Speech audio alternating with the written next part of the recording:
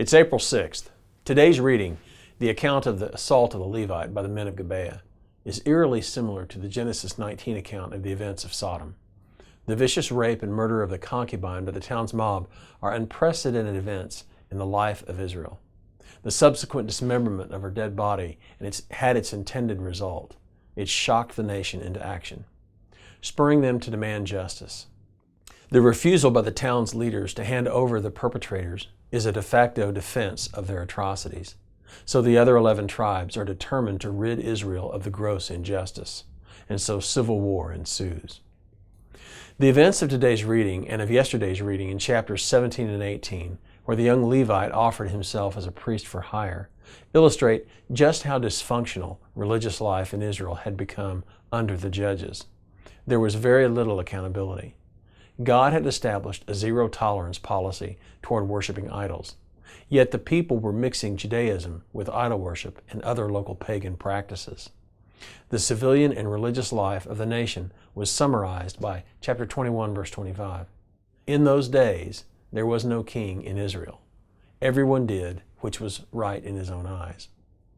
Failure to adhere to, teach, and to pass on God's laws resulted in exactly what had been warned of by Moses and Joshua, the mixing of Judaism with pagan practices, a total breakdown of justice, and as we will soon see, famine and conquest.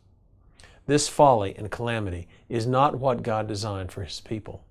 The nation desperately needed training, accountability, and spiritual leadership. Without proper training, spiritual leadership, and accountability, life becomes confusing, chaotic, and even dysfunctional. Even with these, and with God's blessing and favor, life is challenging, often confusing, and quite difficult. But to live in spiritual darkness, either from lack of knowledge of God or due to rebellion, yields chaos and dysfunction.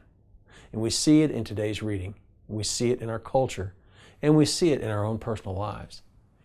Each of us must be responsible to provide training, accountability, and spiritual leadership for our own lives and for those in our care. Here's today's application. Are you taking responsibility for spiritual leadership over your life and for the lives of those in your care? Are you accountable to anyone else regarding the things that matter most in your life? Are you actively engaged in helping disciple those in your care? If not, give time and attention to these things. They are critically important. Don't neglect them. They are near to God's heart, and He will bless your efforts to do so. Now here's today's prayer.